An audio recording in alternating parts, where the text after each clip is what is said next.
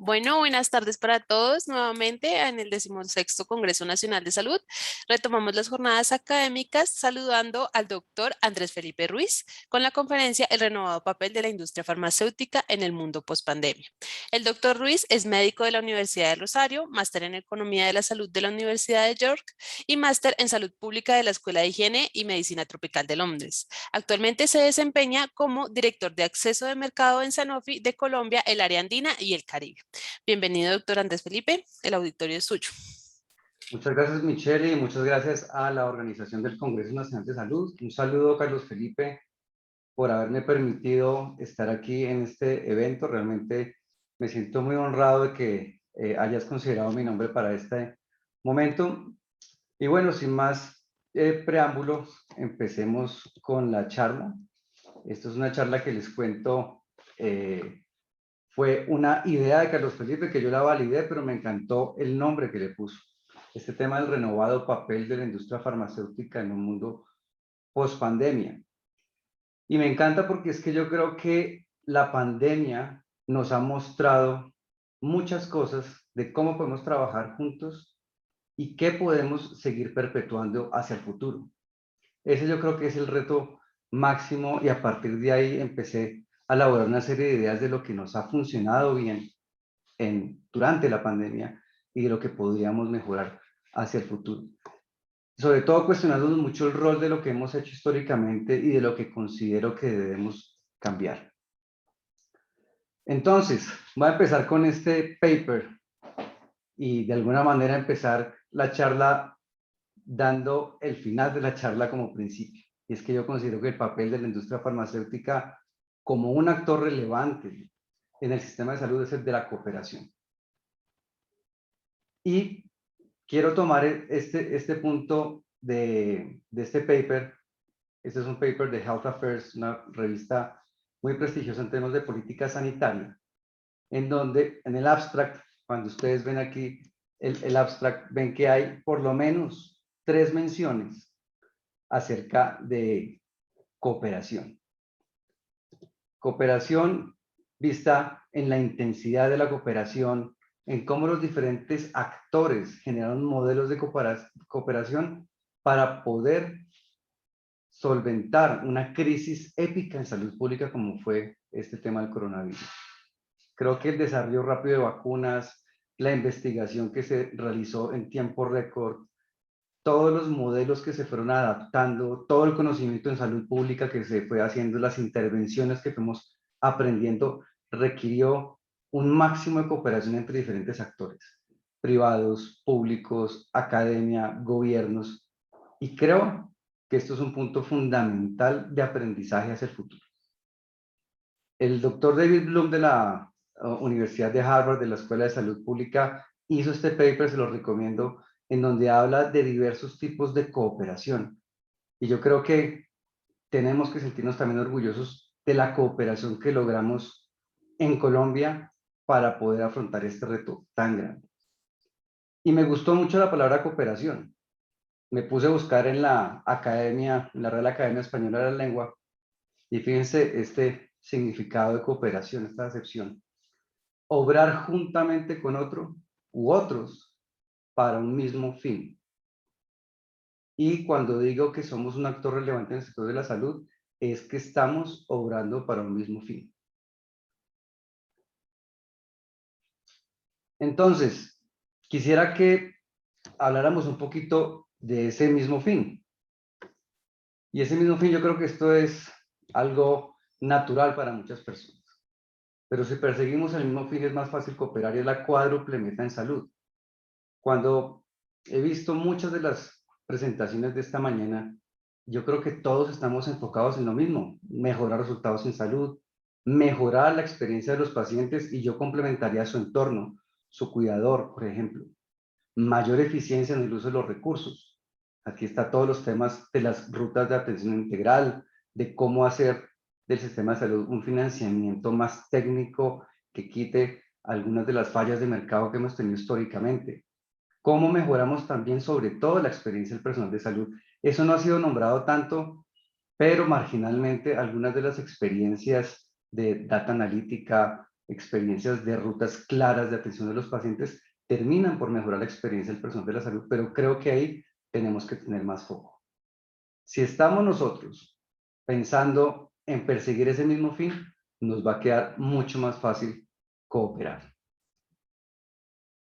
Aquí les voy a contar un poco de ejemplos de cooperación a nivel global durante la pandemia, y esto es un bombardeo de anuncios en medios de Sanofi, y no lo hago por casualidades. Quiero resaltar un tema en donde hemos tenido que ser más humildes y poner el fin al principio. ¿Qué quiere decir esto? Sanofi, ustedes saben, y los que no lo sepan, es una compañía líder en la producción y el desarrollo de vacunas. Y nosotros, como muchas otras compañías, pusimos proyectos para desarrollar vacunas contra el COVID-19. Otros proyectos tuvieron resultados más tempranos, no tuvieron traspiés en el proceso y afortunadamente están ahí disponibles ahora en muchos países del mundo, ayudando a contener la pandemia.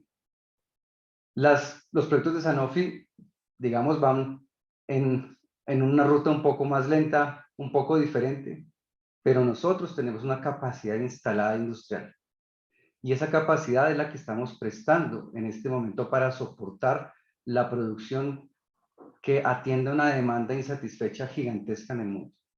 Es así como hemos dado soporte a la vacuna de BioNTech, a la vacuna de Johnson Johnson, a la vacuna de Moderna, todos estos anuncios de este año para prestar parte de la capacidad industrial para atender la producción.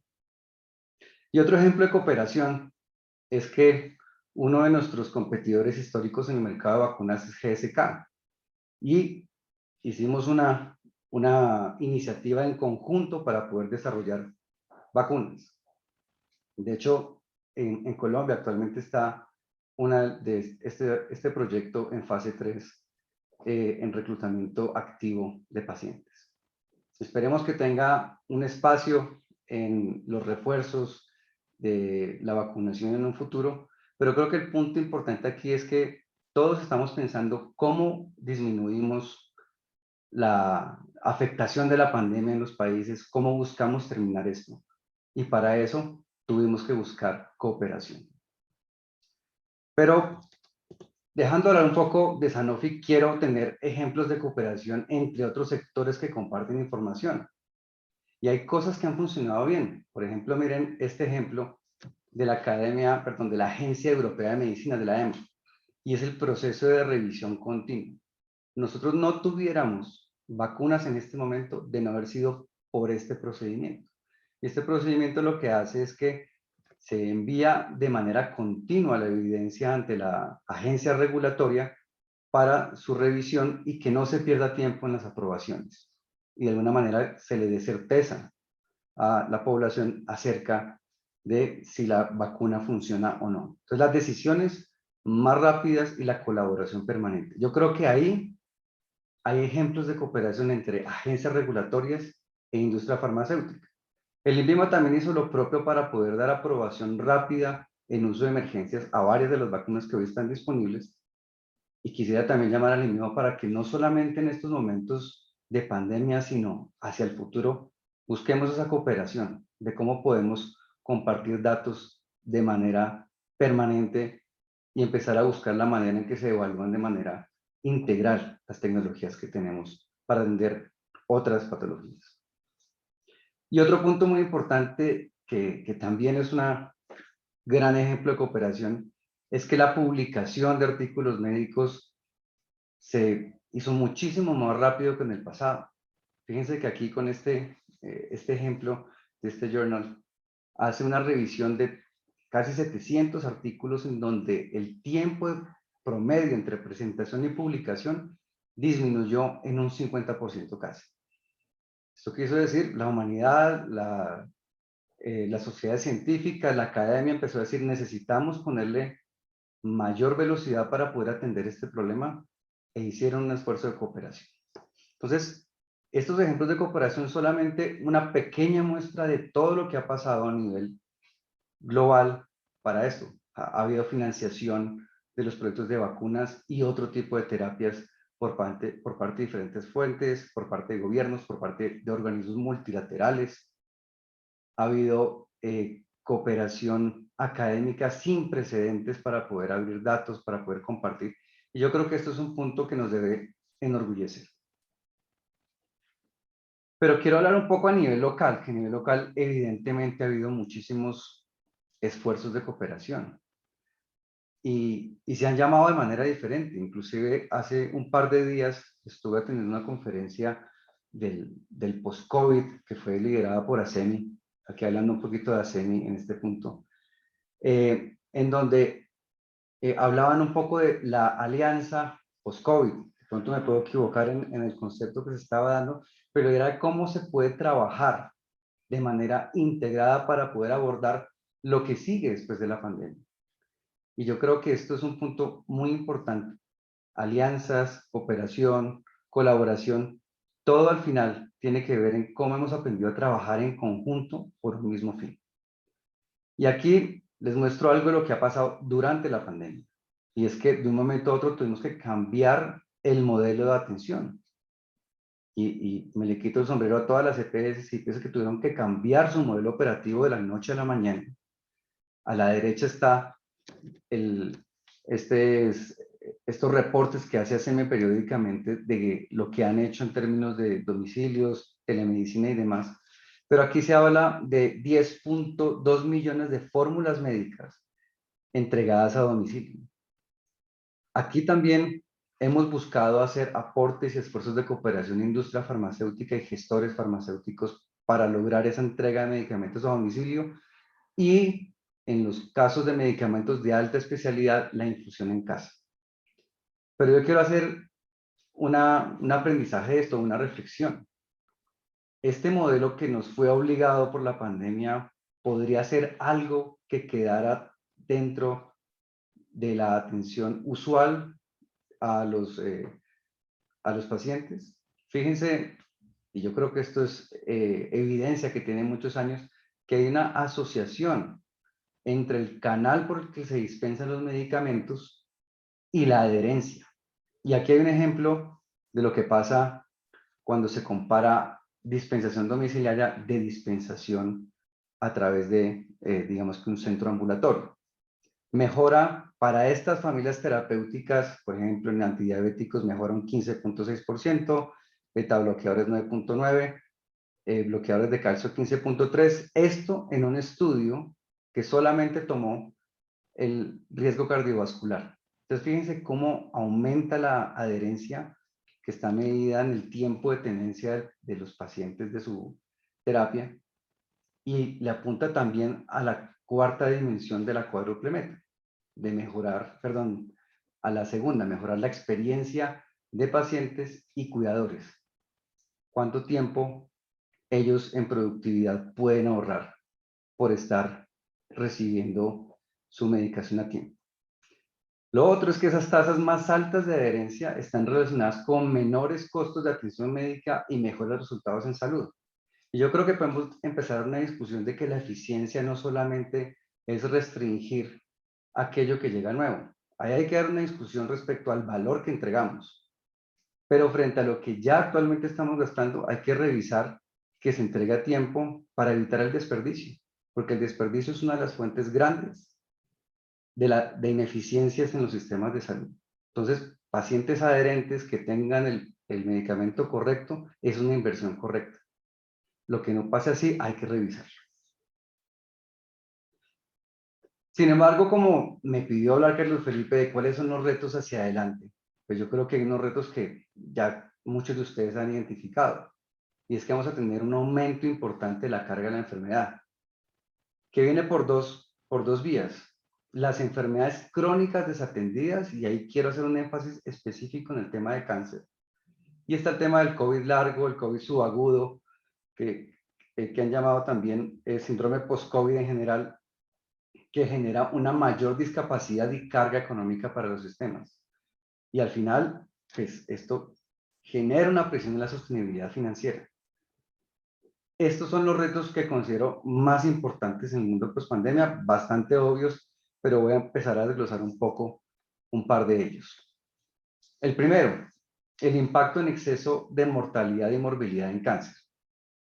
Aquí a la izquierda vemos un escrito que hizo la doctora Virginia Bello para Consultor Salud el año pasado, en donde se empezaba a ver el impacto de las cuarentenas en la atención primaria, en los test de screening para algunos de los cánceres más prevalentes, ¿sí? Mielogramas, citologías, colonoscopias y mamografías con un descenso impresionante en la detección temprana. Y la detección temprana evidentemente va a llegar a que tengamos diagnósticos más tardíos, a que tengamos peores pronósticos, más carga en la enfermedad y a mayor costo.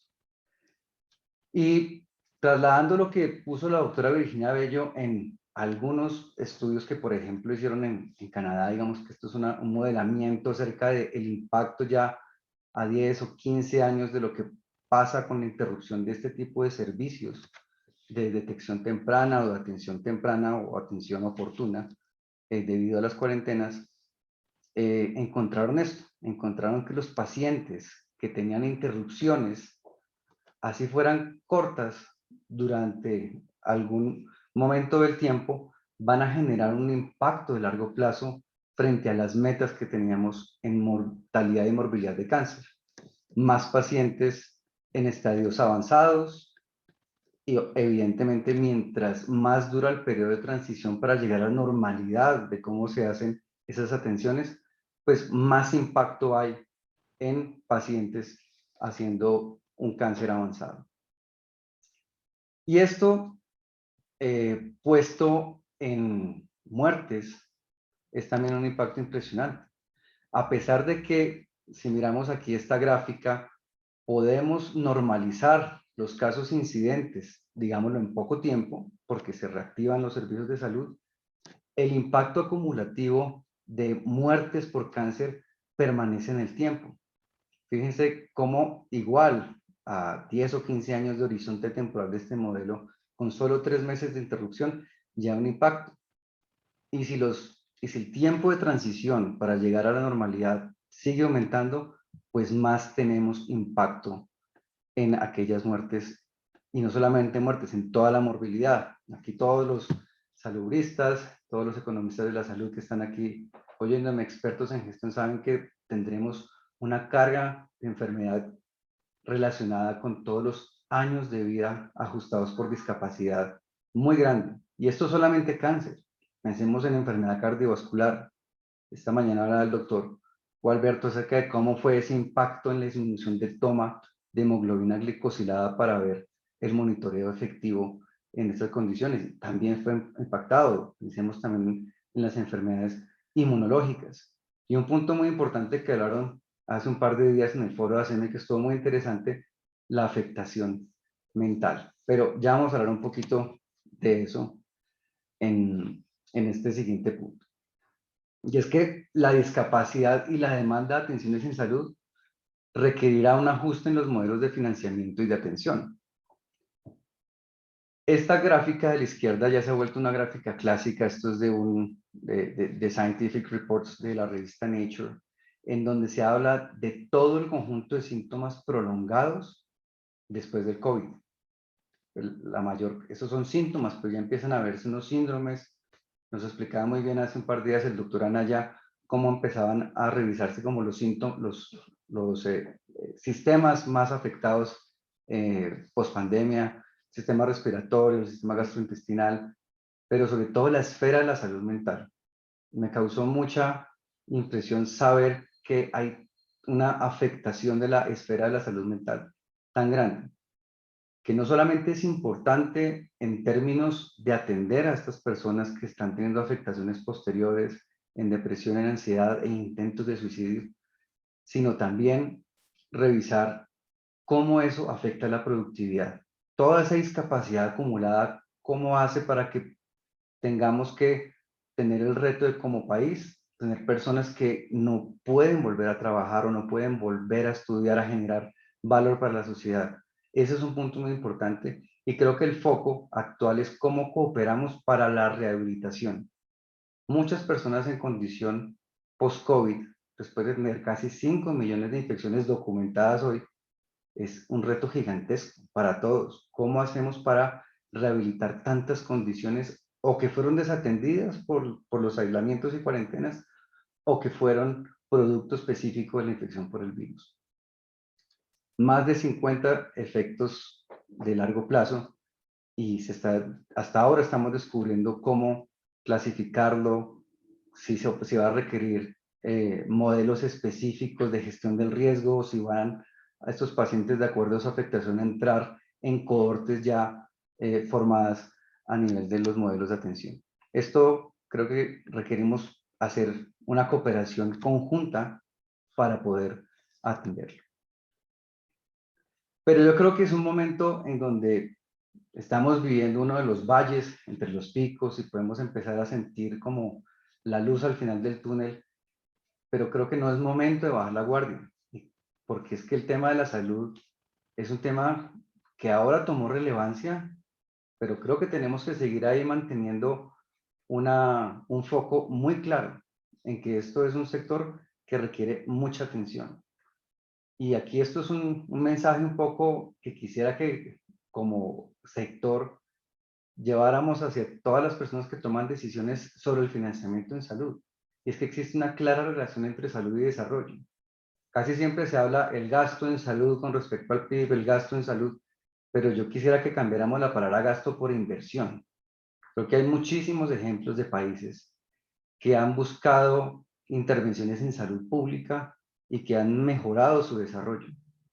En las encuestas de pobreza multidimensional, de los mejores, digamos que factores que hacen que esa encuesta mejore un poco es el tema de atención en salud, de acceso a la salud. Entonces creo que es un punto muy claro y tan claro es que a nivel global la ONU tiene estos objetivos de desarrollo sostenible donde el objetivo número 3 es salud y bienestar. Hay muchísima evidencia, como lo ponemos aquí, en salud y desarrollo económico. Poblaciones, comunidades más sanas tienen mejores desenlaces económicos. Y fíjense, uno de los indicadores que puso en la Dirección de Planeación Nacional junto con el Observatorio de Objetivos del Desarrollo Sostenible y es aumentar la financiación de la salud y el apoyo a la fuerza laboral en los países en desarrollo.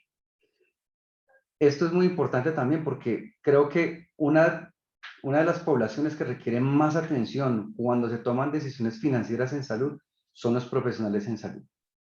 La idea es que se aumente considerablemente la financiación y la contratación, la capacitación y aquí un punto importante, la retención del personal sanitario.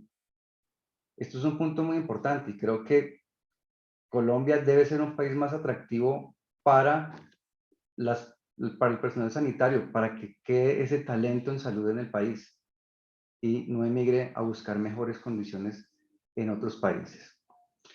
Entonces creo que todavía existe un reto, esto es una gráfica sacada de la OECD, donde vemos que Colombia, en términos de gasto en salud, que debería ser inversión, sigue teniendo un reto muy importante cuando lo miramos frente a otros países. Cuando ya lo miramos de manera porcentual, ya Colombia mejora un poco, hay que ser justos en esa apreciación, sin embargo todavía estamos por debajo del promedio en términos porcentuales de inversión en salud como porcentaje del PIB frente a la OECD e inclusive frente a la región. Quisiera dejarles aquí también un mensaje acerca del impacto que tiene la vacunación en el desarrollo. Creo que con una vacuna que no teníamos lista de un virus nuevo, pues tenemos toda esta debacle económica que hemos tenido en el mundo, aparte obviamente de todo el impacto en ya más de 4 millones de vidas que se ha llevado este virus a nivel mundial. Y este es un estudio que fue liderado por la OMS, pero que habla del económico impacto a nivel amplio de la vacunación, en donde las ganancias en salud no solo tienen que ver con ahorros por cuenta de que se evita un gasto en una enfermedad inmunoprevenible, sino que también hay impactos a nivel macroeconómico. de corto plazo y de largo plazo, y también a nivel de protección financiera de los hogares. Entonces, tenemos dividendos demográficos, dividendos de mejores o mejor salud financiera en los hogares o de ahorros, y de un mejor Producto Interno Bruto en salud. Yo creo que aquí es el momento de preguntarnos después del COVID, ¿cómo podemos cooperar para modernizar nuestro plan ampliado de inmunización? Si efectivamente la inversión que está llegando dentro del presupuesto general de la nación es suficiente para tener un plan amplio de inmunización moderno y que tenga una gran cobertura, porque tiene una buena cobertura. Sin embargo, creo que tenemos que también dar la discusión acerca de si es lo moderno como siempre se ha pregonado o si tiene oportunidades para mejorar. Pero ya entrando un poco en lo que es el mundo post-pandemia, considero que aquí es donde a nivel local se tienen que fortalecer los modelos de cooperación que entregan valor. Y aquí les voy a mostrar unos ejemplos de lo que hemos hecho nosotros desde Sanofi, pero estoy seguro que varios de mis compañeros de la industria farmacéutica en donde estamos agremiados también hacen lo mismo.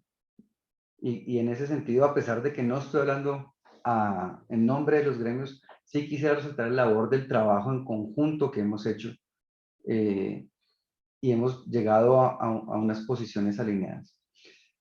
El primero es el tema de cooperar en la implementación de rutas de atención integral. Y ahorita que he oído hablar a Marcela y a la doctora Adriana, al doctor Gualberto, en fin, se ha hablado siempre de que ese reto de la integralidad es un reto grande, genera eficiencias, genera mejores resultados en salud, genera mejor experiencia para pacientes y para profesionales de la salud. Hay que fortalecerlo. No puede ser que sigamos teniendo pacientes que vayan paseando de un prestador al otro sin tener una ruta clara de cómo intervenirse. Y nosotros como industria farmacéutica, sobre todo en Colombia, podemos ofrecer que más allá del producto podamos aportar en la construcción de estas rutas. Muchas veces la operación hace que lo urgente desplace lo importante y ahí es donde nosotros como industria podemos aportar a que eso importante también quede dentro del foco. Allí hemos construido programas para ayudar a esa integración en la ruta cardio-cerebrovascular, en enfermedades huérfanas, en salud mental. Entonces yo creo que sí es posible. Y ahí un punto importante es cómo podemos hacer que las otras personas nos vean como personas que tenemos las calidades técnicas de conocimiento sectorial para que podamos aportar. Y para que podamos aportar de manera transparente, y aquí también vale la pena poner el rol de los consultores en salud. Así como Consultor Salud es una empresa de consultoría en salud, hay otros que ofrecen muchos servicios que terminan generando valor en conjunto. Servicios porque saben armar modelos de atención integral, que saben armar analítica de datos para tomar decisiones, saben armar rutas de atención integral, en fin, creo que ahí tenemos toda la posibilidad de aportar. Y creo que esto es una oportunidad que tiene en general el sistema de salud colombiano. Se los digo, tengo la fortuna de tener una región que es la parte de Centroamérica, Caribe y la Argentina, y yo creo que el sistema de salud en donde se puede permitir mayor la cooperación por la manera en cómo está dispuesto es el de Colombia. Las decisiones se toman a nivel del aseguramiento y la prestación, no se toman a un nivel central para poder hacer las cooperaciones. Entonces yo creo que eso facilita que haya acuerdos entre actores. También hemos tenido la construcción de modelos de atención integral en diferentes condiciones. En condiciones en donde hace parte de las áreas terapéuticas en donde tenemos productos. Pero yo creo que eso es un punto muy importante, es no solamente llegar con cuál es la propuesta de valor del producto, sino cómo ese producto está en una parte de todo un modelo muy grande, un modelo que implica cuál es el recurso humano que se necesita, los tiempos, movimientos entre diferentes prestadores y demás acciones del sistema de salud para que pase. Porque yo creo que tenemos que todos creer en que el modelo también facilita que se tomen mejores decisiones, decisiones de pertinencia adecuadas de los productos y evidentemente que al final den la promesa de valor, el resultado en salud que se esperaba. Yo creo que eso es lo que todos esperamos desde la industria farmacéutica, que nuestro producto efectivamente, quienes lo compren y lo usen, vean que efectivamente funciona. Otro punto que parece importante, y esta mañana lo hablaron en el caso de medicina, de temas de analítica de datos, es que también hemos trabajado con algunos consultores en este tema de analítica de datos para decisiones propias, pero también para poder aportar en esos modelos de atención integral. Y yo creo que podemos soñarnos eso de hacer analítica predictiva para tomar mejores decisiones. Eso no es ciencia ficción ya, eso ya está pasando con muchísimas compañías, muchísimos prestadores y aseguradores. Entonces creo que es un punto donde nosotros como industria también tenemos que estar allí en esa ola y poder aportar donde haya lugar. Creo que como reflexión también interna, pienso que todas las compañías tienen que pensarse como compañías de datos, en donde busquemos dar esa analítica para tomar decisiones, para saber dónde más eficientemente se pueden invertir los recursos. Y por último, y no menos importante, están los esquemas de contratación innovadora. Aquí también la disposición de nuestro sistema de salud hace que estos esquemas de contratación innovadora sean un poco más factibles de hacer de cara al prestador y al asegurador.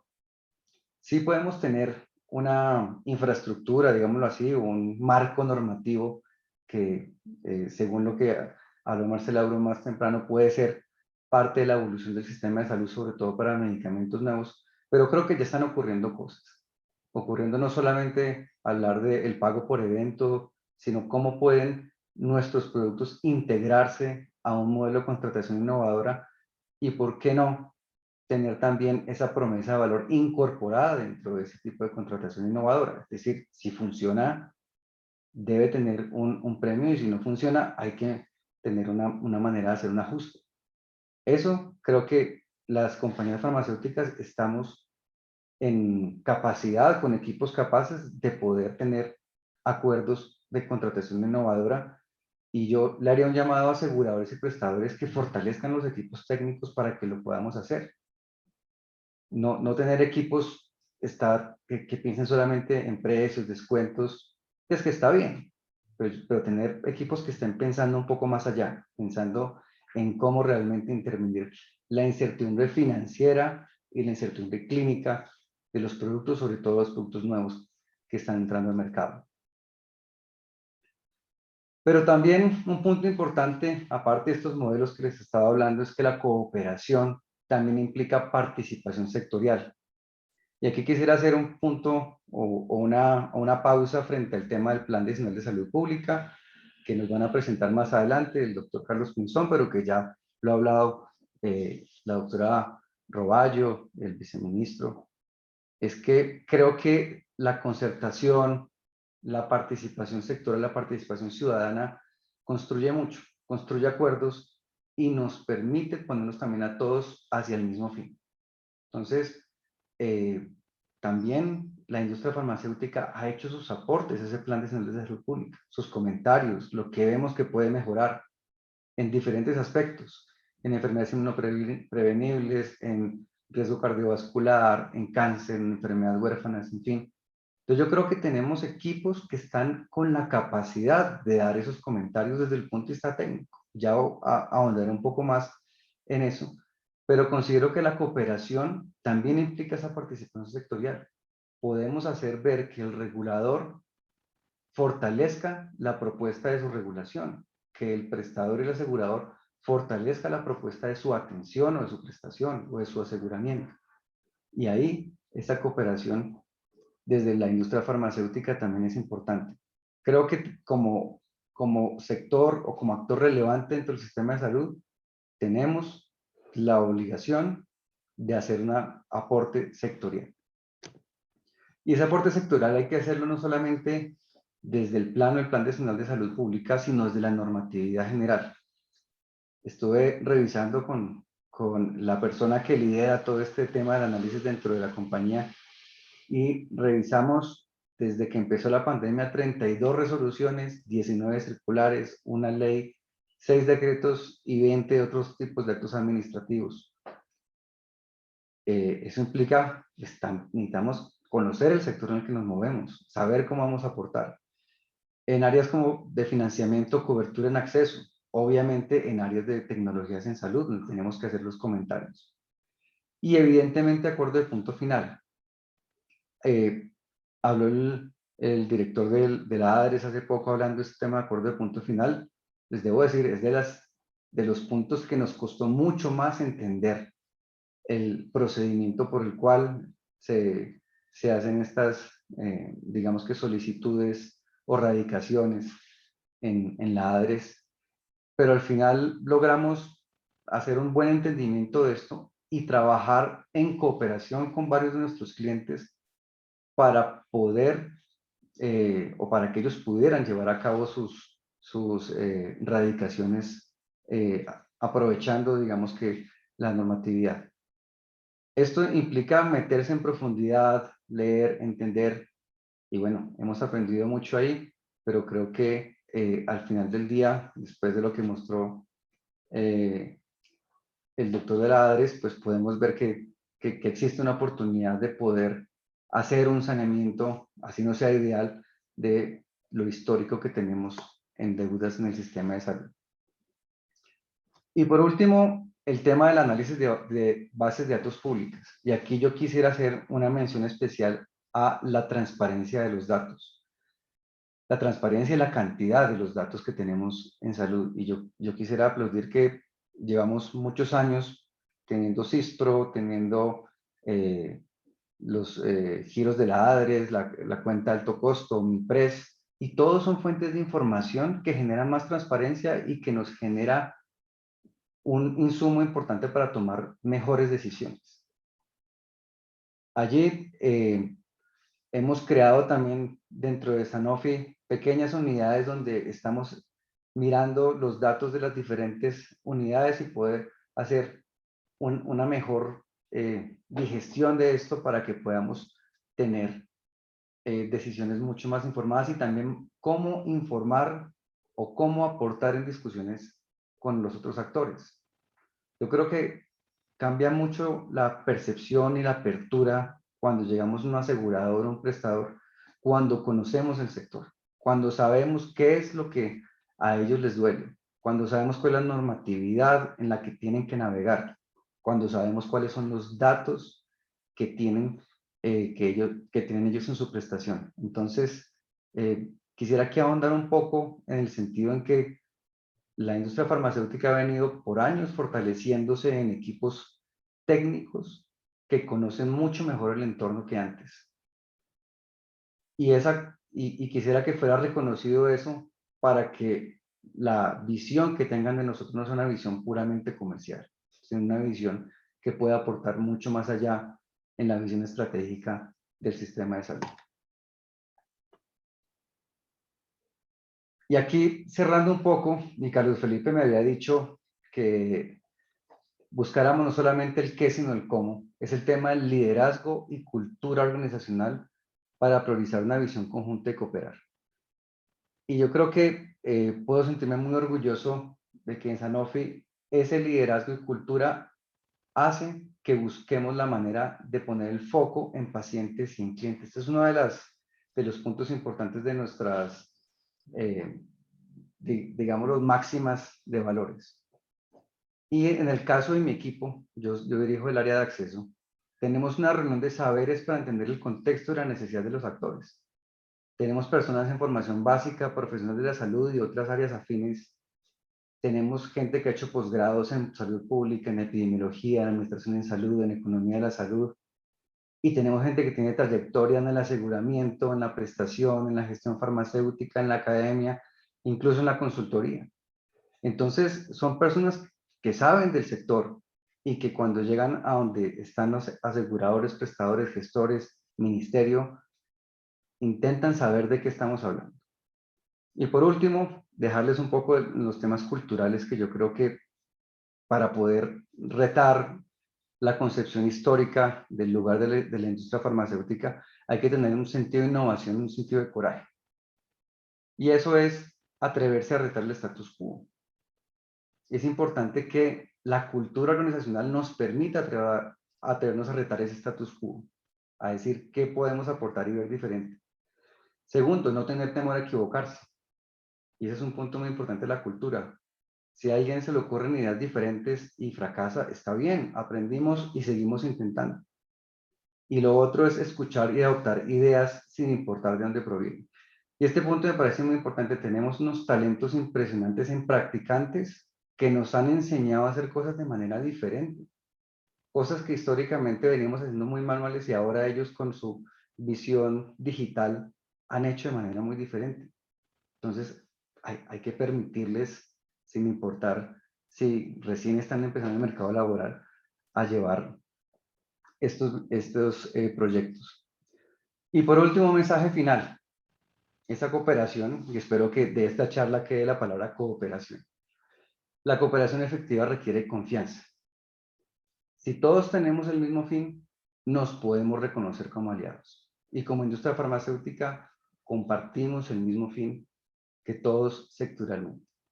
Espero que entonces sigamos construyendo confianza y que esta pandemia nos haya enseñado a aportar sobre ese mismo fin para todos.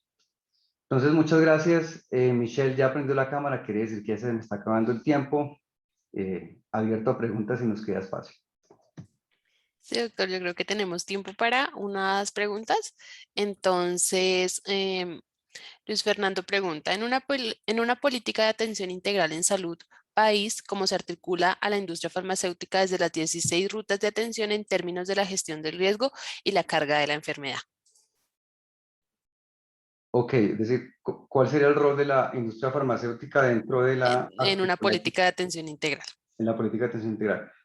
Ahí es un poco lo que habíamos hablado, que podemos tener un rol, bien sea integrador o de apoyo a la implementación.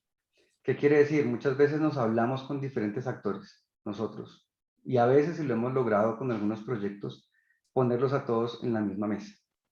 Ese es un punto de integración. Y el segundo ya son cómo podemos aportar en herramientas.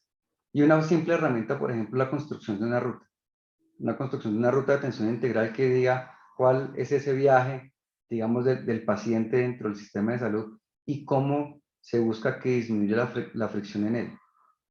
En algún momento habrá el medicamento en esa ruta. Y yo creo que lo más transparente es hacer que la construcción de esas rutas se dé de manera autónoma, evidentemente por parte de los prestadores y los aseguradores.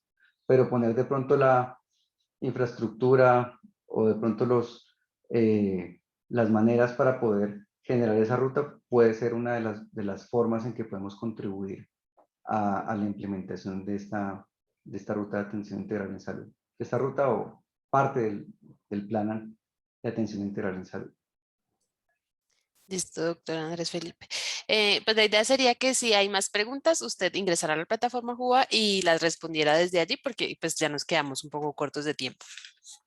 ¿Listo? Entonces, el doctor, bueno, consultor salud, primero que todo, le agradece por su participación en el 16º Congreso Nacional de Salud y los invitamos, al igual que con el resto de nuestros asistentes, a participar de las siguientes conferencias: Presente y Futuro de MIPRES y de los presupuestos máximos.